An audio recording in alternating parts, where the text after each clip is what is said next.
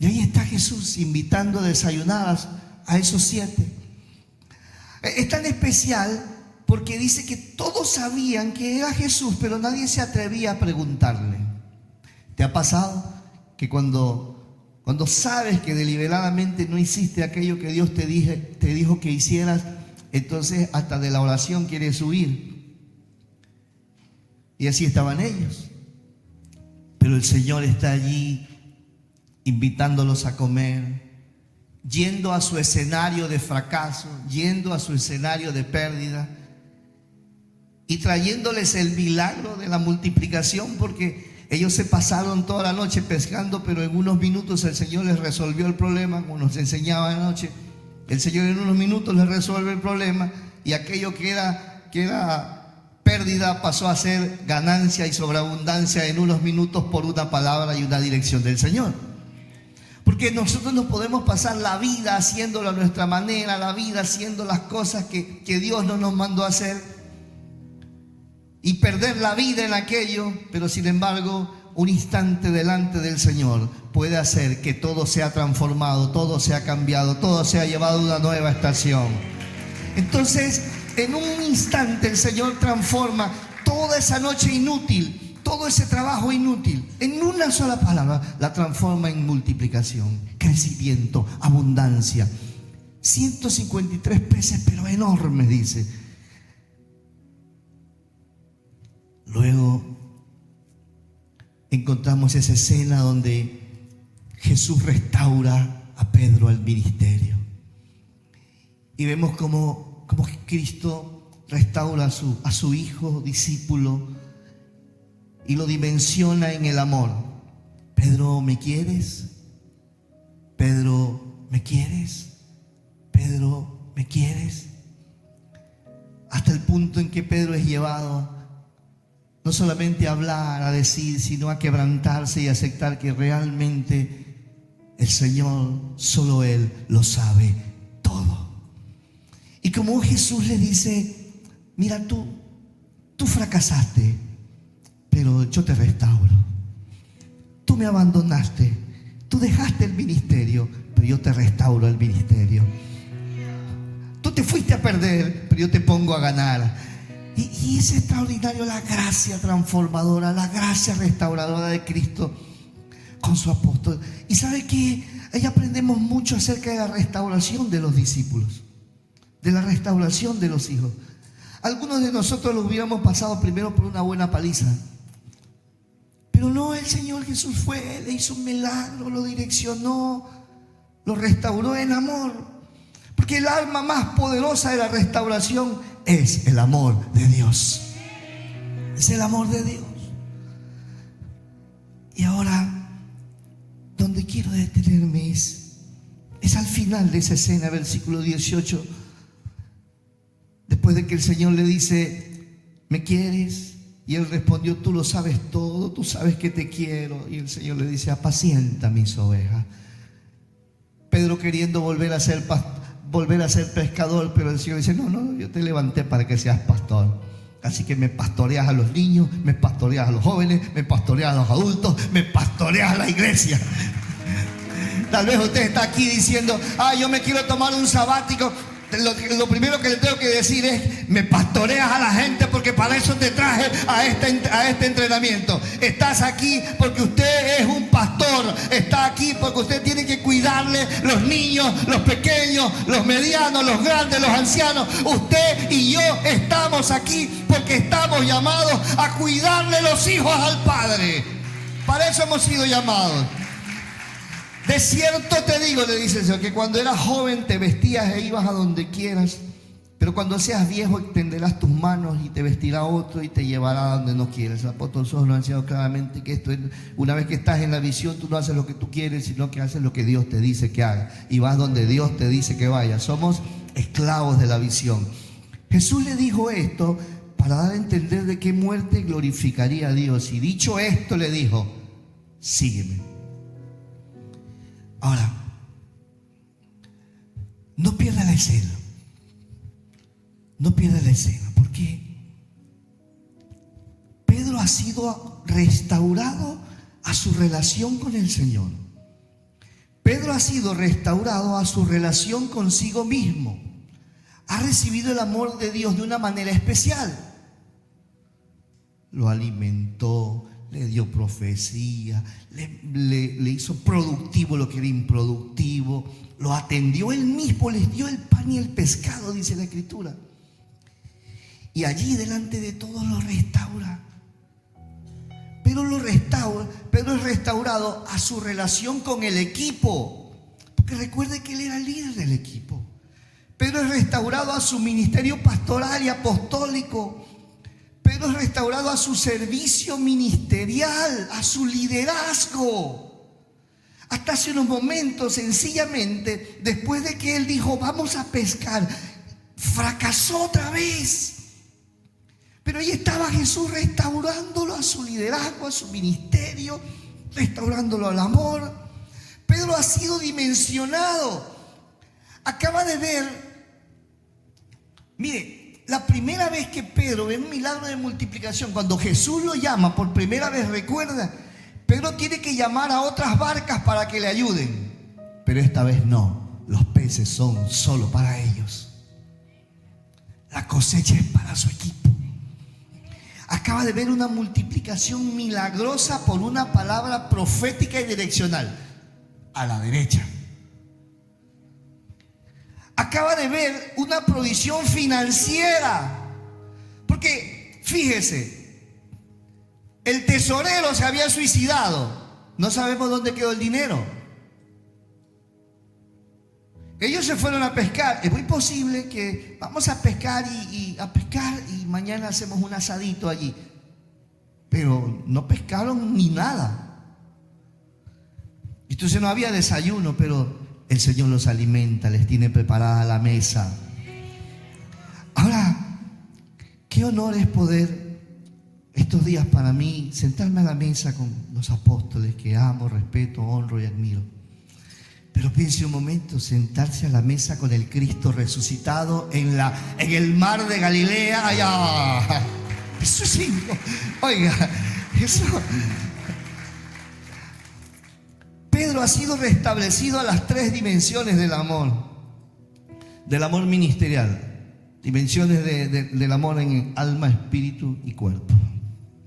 Para cuidar la niñez, la juventud, la adultez, por causa del amor. Por causa del amor, llevar a la madurez espiritual a los hijos de Dios. Entonces este Pedro restaurado, consolidado, establecido, dimensionado, empoderado para una nueva temporada, para una mayor plataforma, restaurado y restablecido por el mismo Cristo resucitado, recibe un llamado. Le dice, sígueme. Ahora, entendamos esto. Él era un hijo, discípulo, un apóstol del Señor. Él no era un seguidor cualquiera. Él era un seguidor comprometido, como usted y yo. Que había fallado como los demás, como usted y yo. Pero que ahora se le había revelado lo que Cristo había dicho unas semanas antes.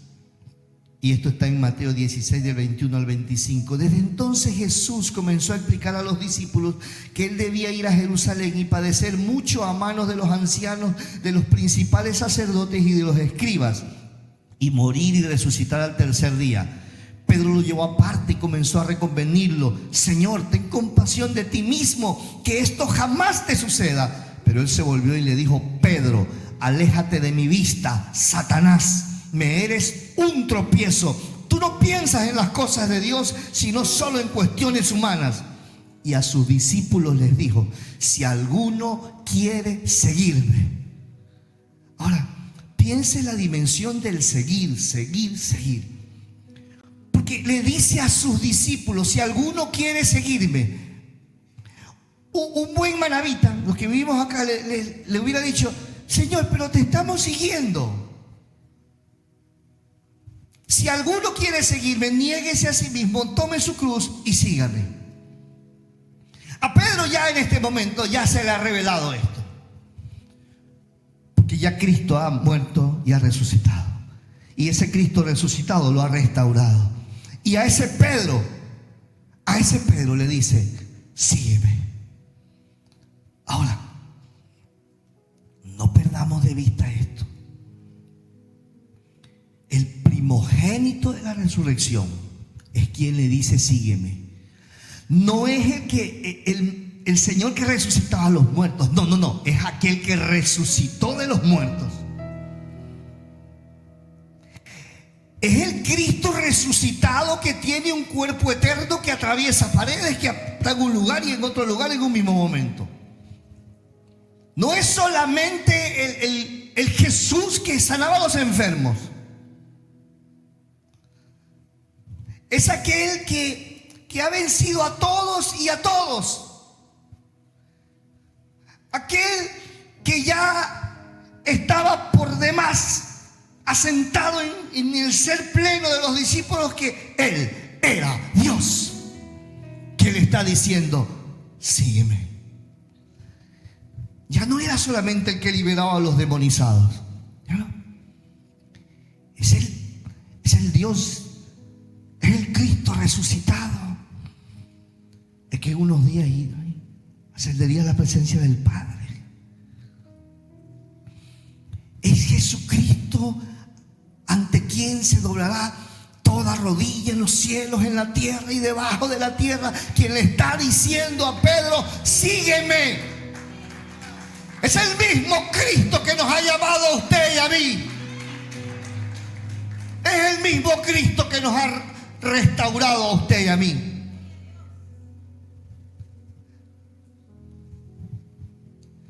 Y a veces olvidamos a quién estamos sirviendo y quién nos ha llamado, y nos perdemos en el camino y olvidamos lo principal. Mire, cuando estaban en la barca, y dice que estaban como a menos de 100 metros, hay unas versiones que dicen 90 metros, otras dicen 100, quedemos en 95, estaban a 95 metros. ¿Ah? Era la mañana, ya estaba claro. Y Jesús les dice: tiren a la derecha. Y dice que Juan dice: es el Señor. Y Pedro dice que se pone la ropa y se lanza a nadar. Oiga,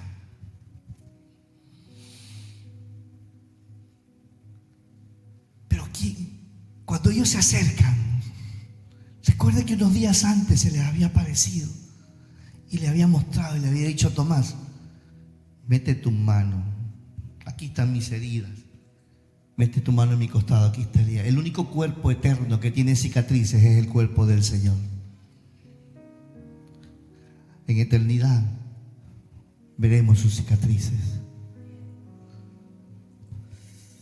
Ese es el que le está diciendo: sígueme. Amado, amada, el alfa, omega, principio, fin, el todopoderoso, el que es, el que era, el que ha de venir. Él es el que nos dice: sígueme. Es el que te dice: sígueme, ven detrás de mí. Este es un momento extraordinario. Esta es una escena espiritual conmovedora. ¿Por qué? Porque el Señor los viene a buscar en el escenario de su fracaso.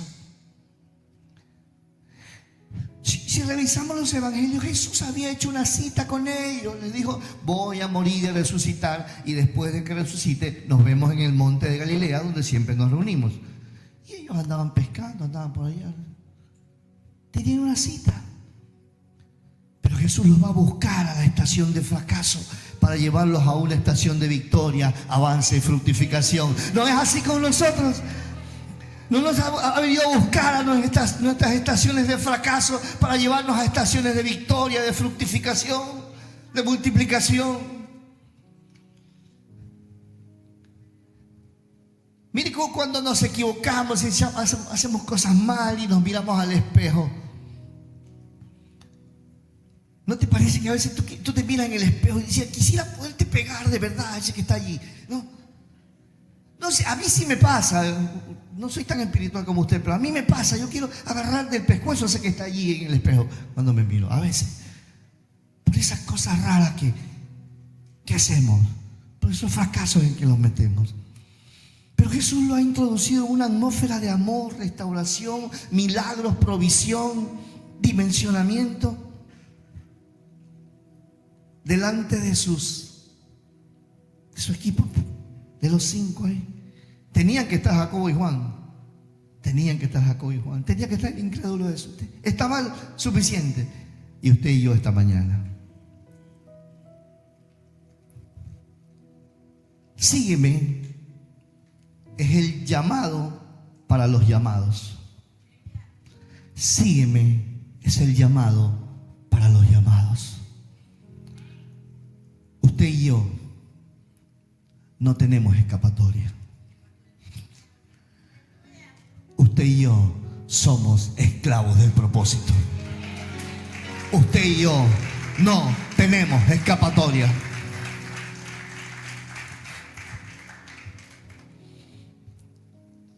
Sígueme, el llamado para los llamados. Sígueme es el llamado pleno. El llamado de Dios no es a medio, no es parcial, no, es un llamado pleno. Mire, esa dicotomía griega de que secular y espiritual, tenemos que sacarnos de la mente y el corazón esa dicotomía griega que divide todo. Somos un solo ser para servirle al Eterno. Un solo ser para servirle al Eterno. Quitar de nosotros esa mentalidad griega que todo lo divide.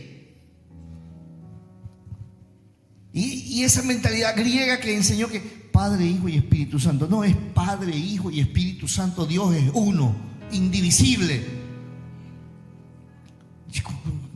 A mí me enseñaron Padre, Hijo y Espíritu Santo. Pero no es así, es Padre, Hijo y Espíritu Santo. Es uno. Dios es uno. Entonces necesitamos entender que este es un llamado pleno, integral, total. No hay manera. No hay manera de decirle a Dios: mira, aquí están las llaves de mi casa, pero déjame sacar la llave de la habitación, que esa me la quedo yo. No hay manera. Necesitamos reentrenarnos a nosotros mismos. Es decir, el llamado que Dios nos ha hecho es un llamado pleno, total, completo, absoluto, integral. No es por partes, es total. El llamado a los llamados. Y segunda cosa, es un llamado pleno, completo. No admite 99%. Sergio Catalini, en uno de esos libros que se llama El fuego de su santidad, escribe y dice: ¿tomarías una botella de agua que dice 99% agua pura, 1% agua de alcantarilla? ¿Quién se tomaría esa agua? No, sí. Pero queremos darle a Dios menos del 100%. Levánteme su mano, diga: llamado pleno, total, completo, absoluto, no por partes, total. Tercero, llamado directo. Llamado directo. Todos hemos sido restaurados por Dios. Amén. Todos hemos sido restaurados por Dios. Algunos fuimos más testarudos en el pasado, pero todos hemos sido restaurados por Dios. Dice la palabra: no hay justo ni aun uno, ni el hermano justo es justo, ni el hermano perfecto es perfecto. Todos hemos sido restaurados por el amor y la gracia, la misericordia de Dios. Entonces, el llamado es para todos. Es un llamado directo. Le dice a Pedro: sígueme. Ahora, Jesús le dijo: te digo la verdad. Antes de decirle sígueme, porque llegamos aquí al punto donde quería llegar. Te digo digo la verdad, cuando eras joven podías hacer lo que querías, te vestías tú mismo, ibas a donde querías ir. Sin embargo, cuando seas viejo extenderás los brazos y otros te vestirán y te llevarán a donde no quieras ir. Jesús dijo eso para darle a conocer el tipo de muerte con la que Pedro glorificaría a Dios. Dice la tradición, dicen los historiadores que Pedro muere crucificado con la cabeza para abajo, ¿sí? Él pidió. Ahora, lo que Jesús le está diciendo: me vas a glorificar con tu muerte. Pero cuando le dice sígueme, le está diciendo: ahora quiero que me glorifiques con tu vida. Porque mire, ya el Señor le está diciendo: de la manera que tú vas a morir, eso va a traer gloria a mi nombre.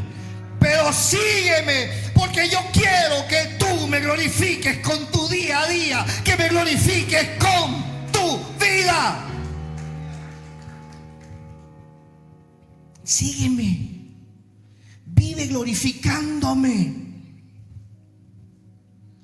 Pero, oiga, lo que esperamos de Pedro después de este encuentro transformador, de todo esto que hemos hablado, de este llamado dimensional que el Padre le hace, es que Pedro empiece a manejar un lenguaje divino, un enfoque radical, una entrega sin límites. ¿Es así o no es así? ¿Ah?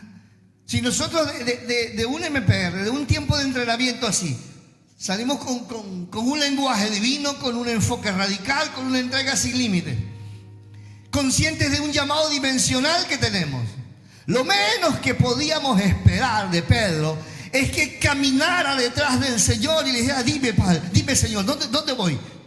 ¿Qué quieres que haga? Empecé diciéndole que el carácter es mi responsabilidad. Empecé diciéndole que es como esto: Dios te despierta, pero tú te levantas.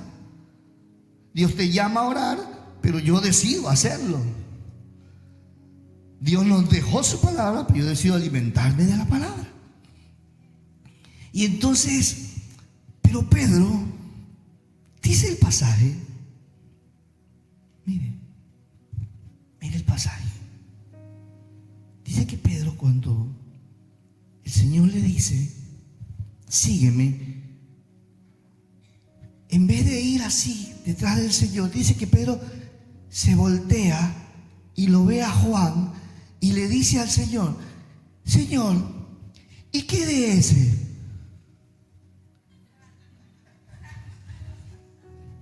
Se parece a nosotros. Oiga, yo esperaba que Pedro dijera: dime, Señor, yo te sigo. Pero Pedro, ¿y qué de ese, Señor? Oiga, y escucha a Jesús. Cuando Pedro lo vio, le dijo a Jesús: ¿y qué de este? Jesús le dijo: si yo quiero que él se quede hasta que yo venga, ¿a ti qué? Si yo quiero que él se quede hasta que yo venga, ¿a ti qué te importa? Tú sígueme.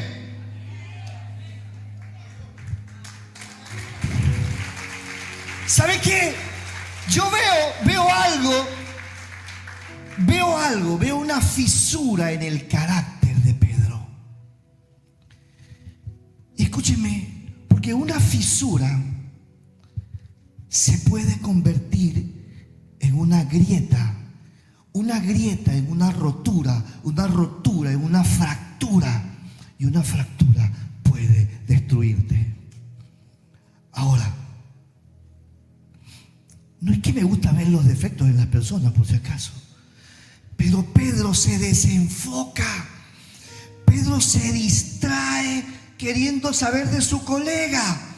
Pedro quita la mirada de Cristo, y es la segunda vez en un escenario del cielo que Pedro se desenfoca. Entonces, por eso le digo que es una fisura en el carácter de Pedro, porque él tiene la debilidad de desenfocarse. Cuando está caminando en el mar, cuando está caminando sobre las aguas, dice que se desenfoca. deja de mirar a Cristo y se hunde. Y lo peor es que se pone a opinar lo que nadie le preguntó.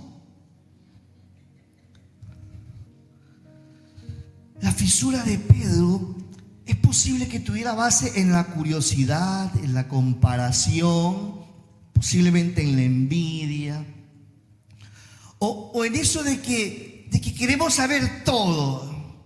¿Sí? Queremos saber todo. Cuénteme todo el problema. No. Entonces, fíjense que esta fisura en la vida de Pedro, luego en Gálatas capítulo 2 nos muestra una grieta. Miren, Gálatas 2, 11 al 14. Pero cuando Pedro vino a Antioquía, lo reprendí cara a cara, porque era de condenar, pues antes de que llegaran algunos de parte de Jacobo, comía con los gentiles, pero después que llegaron se retraía y se apartaba, porque tenía miedo de los de la circuncisión, y en su simulación participaban también los otros judíos, de tal manera que aún Bernabé fue también arrastrado por la hipocresía de ellos. Pero cuando vi que no andaban rectamente conforme a la verdad del evangelio, dije a Pedro delante de todos: si tú, siendo judío, vives como los gentiles y no como judíos, ¿por qué obligas a los gentiles a judaizar? ¡Wow! Esa fisura, años después de ministerio, muestra una grieta donde Pedro tiene más temor de lo que dicen los hombres que de lo que dice Dios. Le ganan las apariencias.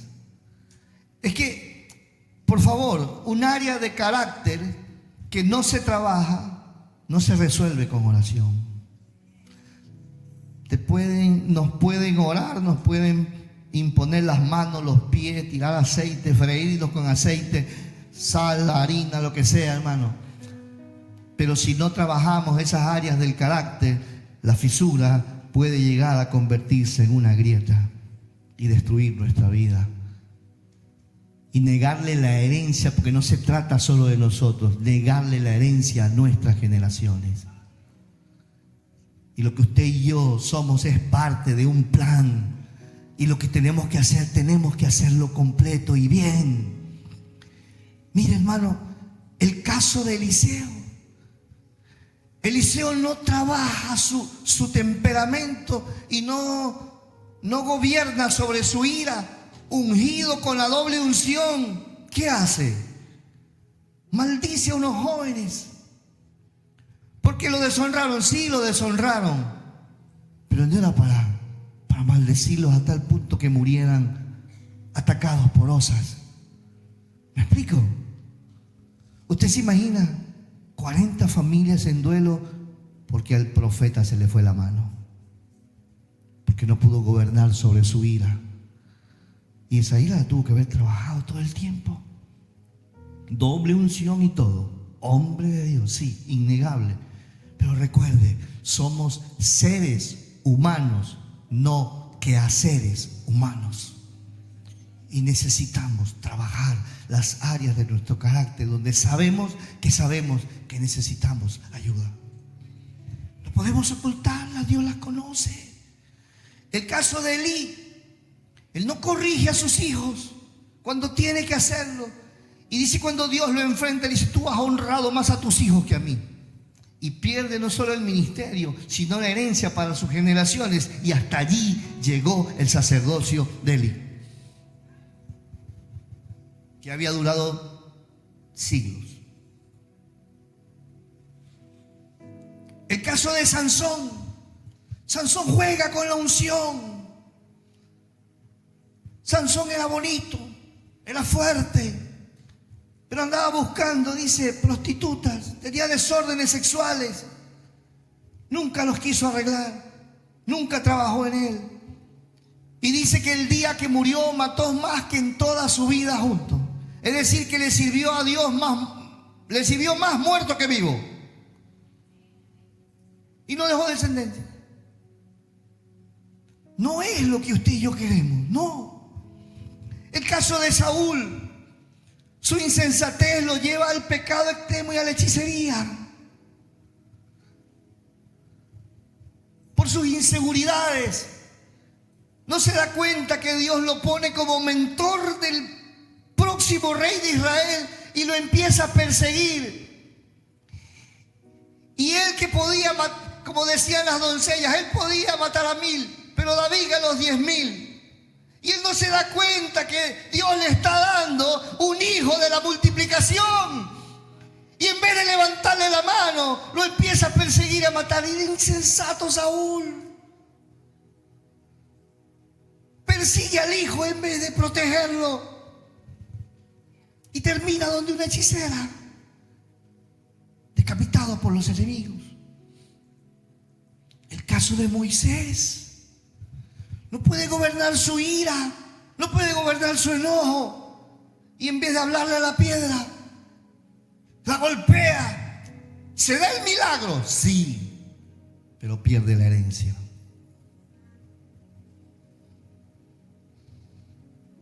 No es lo que queremos. Y la Biblia dice que Moisés escribió que él es el hombre, era el hombre más manso de la tierra, pero lo escribió Moisés. No estamos hablando mal de Moisés, solo estoy diciendo que él en un momento no pudo ser el hombre más manso de la tierra y por causa de que no gobierna su ira, prefiere el milagro antes que la herencia. Prefiere verse bien antes que desarrollar el carácter. Prefiere ver lo sobrenatural antes que humillarse. Y pierde la herencia. Y con él una generación que muere en el desierto.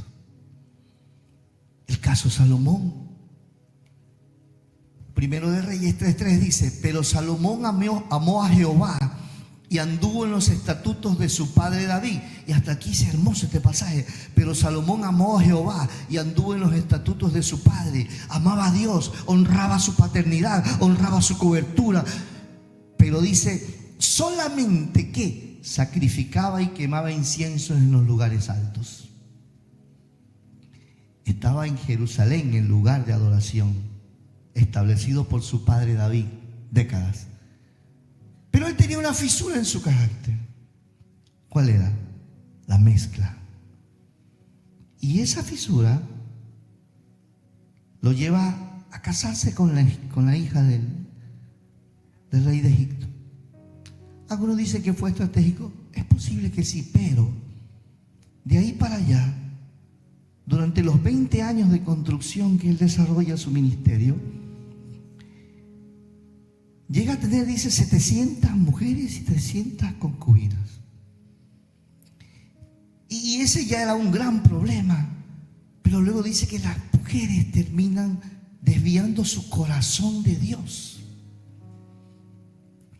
Lo que era una fisura terminó destruyendo no solo el reino, la nación.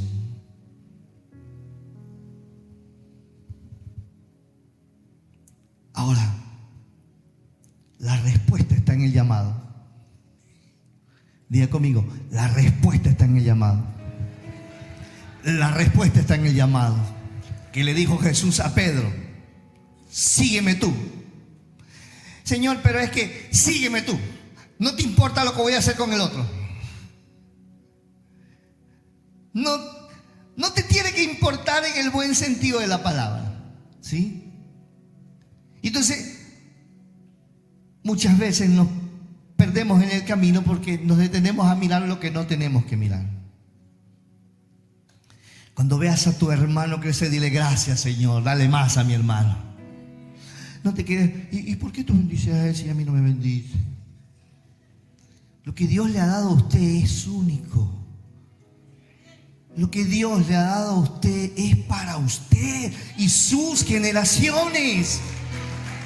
Por eso le dice a Pedro: si yo quiero que ese se quede vivo hasta que yo venga, ¿a ti qué? Tú sígueme. Tú sígueme. La cosa contigo es que me sigas. La respuesta está en el llamado. Sigue al Señor. Sigue al Señor. mires a los costados, no mires atrás. Mantengámonos enfocados en el Padre. Nos va a pasar de todo. Y esa es la escuela del ministerio. Pablo escribe en 2 de Timoteo 4, 10, 14 y 16: porque Demas me ha desamparado amando más a este mundo. ¿No pasa que hay discípulos que aman más el mundo que los discipulados? ¿No? Mañana una prueba porque vamos a cerrar el MPR en pleno partido de la selección. ¿Ah? Claro.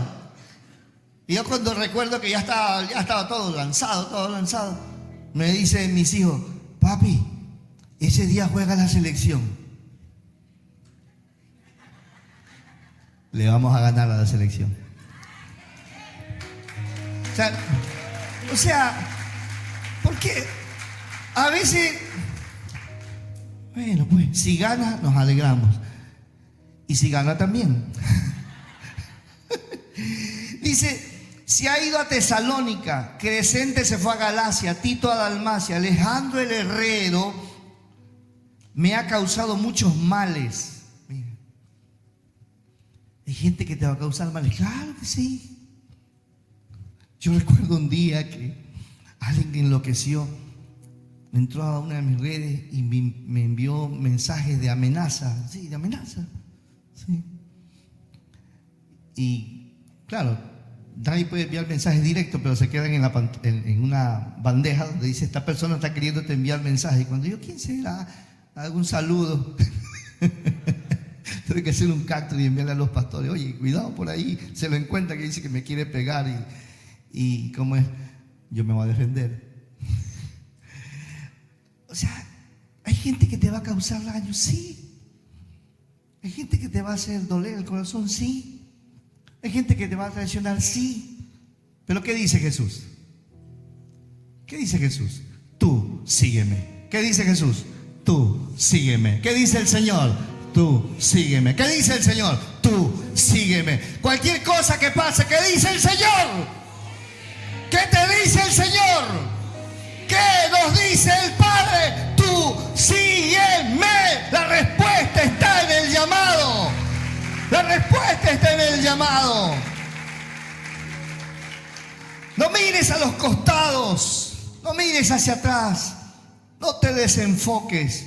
Mantengamos el enfoque firme en el Señor, porque necesitamos llegar al final de nuestra carrera y decir como Pablo: he peleado la buena batalla. Esto lo dice uno que está listo para partir. Dice Pablo en el versículo anterior: yo estoy listo para ser sacrificado. Y él dice: he peleado la buena batalla. La vida de servicio al Señor es una pelea, es una batalla que la vamos a ganar, la tenemos que ganar. Estamos en victoria, hemos sido llamados, escogidos, señalados para ganar la batalla del llamado. He peleado y he ganado. Diga conmigo: he peleado, voy a ganar. He peleado la buena batalla, he acabado la carrera. Esta es una maratón. No es una carrera, no es una carrera de 100 metros que se corre en 10 segundos. Es una maratón. Y una maratón empieza con un paso. Y fíjense las estadísticas de las maratones. Dice que entre un 5 o 7% en algunos casos, un poquito más en algunos, 12% de los corredores corren para competir. El resto corre para llegar.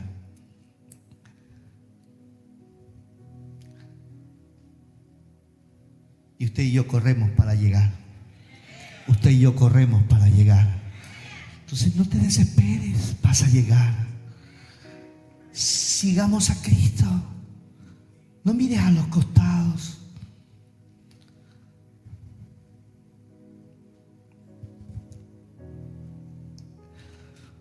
He guardado la fe. He guardado la fe. somos protectores de lo que hemos recibido del Señor. Cuando sientas ganas de volver atrás, de mirar a los costados, recuerda, eres protector de herencia para tus generaciones. Eres protector de herencia para tus generaciones. Como dice, he querido lanzar la toalla, pero yo creo que la gracia ha hecho que se me quede pegada la mano. Y a veces he querido lanzar la toalla, pero digo después, ¿con qué me seco? Oiga, usted y yo estamos en un tiempo donde el llamado es tan determinante, pero recuerde, en el llamado está la respuesta. Y debemos prepararnos para esos tiempos. Debemos prepararnos para esos tiempos. Porque como la despedida de Elías y Eliseo, ese es un ejemplo de enfoque también. ¿Qué le dice Elías? Elías le dice, si me ves, recibirás. ¿Cómo le dijo? Si me ves, recibirás. Este asunto de la visión intergeneracional, donde nosotros preparamos a una generación para entregarle la visión, requiere de la imposición de una condición. Es decir que usted y yo necesitamos en este tiempo ser conscientes que se nos ha impuesto una condición, y esa condición es seguirle a Cristo. Esa condición se me ha sido impuesta, como dice Pablo. Estoy obligado, se me ha impuesto. Necesitamos prepararnos para separaciones violentas e inesperadas. Decía nuestro apóstol anoche, el reino es violento. Y cuando vivimos en violencia espiritual, necesitamos vivir preparados para separaciones violentas e inesperadas. Hace unas semanas murió mi padre. El día que estaba en el velatorio de mi padre en Los Ángeles, me envía la noticia de que una de mis pastoras había partido a la presencia del Señor también. Y este año varias familias han experimentado partida de alguien, de padre, de madre, de hermanas. Hace 2 días murió la hermana de una discípula de la casa. Y entendemos, como dice Josué, que cuando Dios le habla a Josué, le dice, mi siervo Moisés ha muerto, ahora es un tiempo de conquista. Entendemos que cuando una persona muere en nuestra vida, es también un tiempo de pasar a una nueva temporada de parte de Dios. Pero debemos prepararnos para separaciones violentas e inesperadas, hermano. Personas que salen de la ciudad, de la vida, circunstancias como circunstancias buenas y circunstancias no buenas, circunstancias buenas como lo que pasa aquí en nuestra ciudad, que el presidente decide por decreto traer a las Fuerzas Armadas y es normal ahora ver una tanqueta de guerra con soldados allí. Siempre que pasan los bendecimos, siempre que son, ahora sí estamos viendo físicamente por lo que hablábamos hace semanas, que ángeles se movilizaban a la ciudad, literalmente los estamos viendo. Y declaramos que un ángel y escuadrones de ángeles van con los escuadrones de las Fuerzas Armadas acá.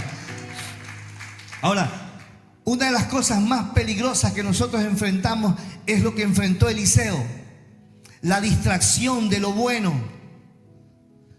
Porque dice que Elías y Eliseo iban caminando juntos.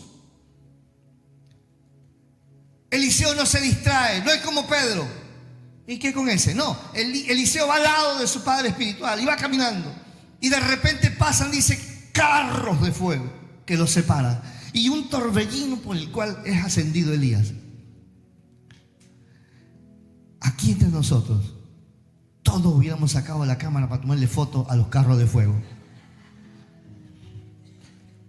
más de uno nos hubiéramos distraído mirando los carros de fuego. La distracción de lo bueno. Mira, hermano, en este tiempo hay que limitar la comida. Hablábamos con los apóstoles de que en sus viajes son cuidadosos con la alimentación. Porque lo que menos puede pasar es que uno de nuestros apóstoles se enferme del estómago o algo así. Y así mismo nosotros, hermano, necesitamos cuidar la dieta de lo que comemos. No coma cualquier cosa en las redes. No esté comiendo. Respetamos los mantos, los ministros, pero usted no puede, pastor. No se puede andar comiendo cualquier cosa ahí. No se puede comer cualquier alimento espiritual. Mire, la visión tiene suficientes libros. De hecho, ni siquiera los hemos leído todos.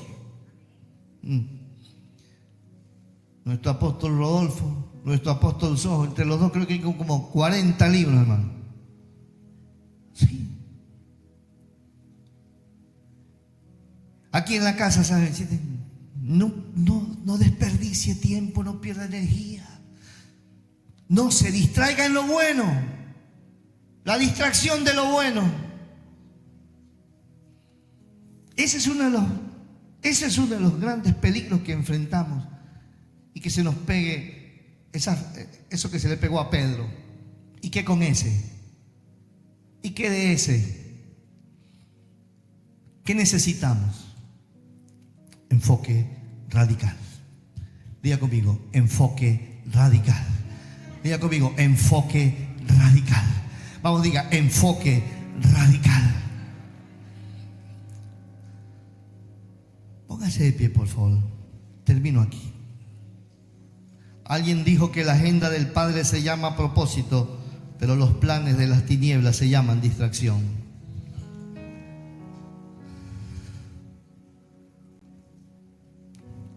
Podemos estar aún con el mismo Cristo, pero por causa de las fisuras de nuestro carácter, desenfocarnos. Que estos días también que recibimos esta impartición de fuego, esta palabra apostólica directiva, nos permita hacer inventarios de carácter para ver aquellas cosas que necesitamos trabajar. Y mire, mi hermano, es clave, es determinante que camine bajo paternidad. Y si usted aún no ha reconocido, no ha sido conectado con su paternidad, tenga mentores estratégicos en su vida, pero no camine solo. No camine solo. Hay un libro que papá Sojo escribió que se llama Nadie cruza el mundo solo, ¿no? Cruzar el mundo. Y él dice, nadie cruza el mundo solo. Y él nombra a muchas personas que han sido parte de su vida. Desde su pastora, amigos. Mano, no camines solo. Sé vulnerable y transparente con esa persona que camina contigo.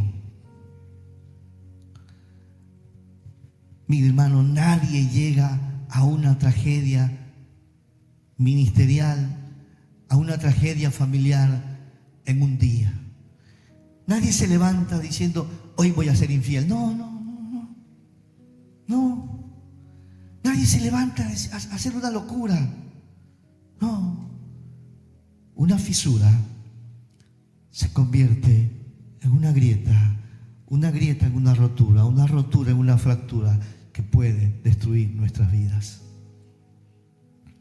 Aprovechemos estas horas, estos días que hemos apartado para ser entrenados. Y hagamos un inventario de carácter. Y vamos a aquellas cosas que podemos trabajar. Y trabaje con 3 colores, amarillo, verde y rojo. Trabaje con el color amarillo y el color rojo. Usted y yo sabemos cuáles áreas son las que están en rojo. Establezcalas allá. Haga un plan de trabajo. Si no tiene un mentor, empiece a orar y a buscar con quién caminar. Pero no camine solo. Si eres un hijo discípulo y tus pastores están acá, ahí está, pues, que Él te asigne a alguien. Pero no sea de esos discípulos que son selectivos. Ay, pero no me ponga con ese líder. Yo he conocido gente así. No están aquí, ¿no? Gracias a Dios. No. Con quien te pongan, con esa persona, sé transparente, sé vulnerable, sé responsable.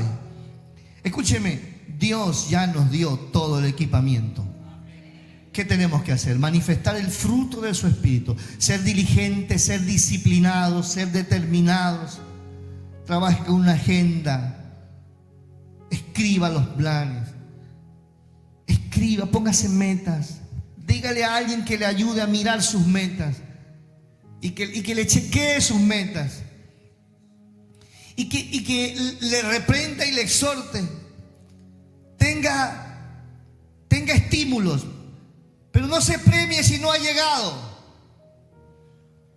Aquí está mi amada esposa y como buen manabita siempre he comido mucho arroz, pero estoy bajando los carbohidratos y ya voy por aquí.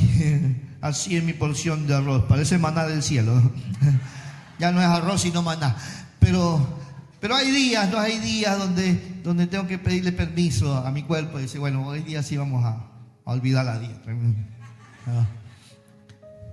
Pero hay cosas, usted sabe dónde tiene que trabajar.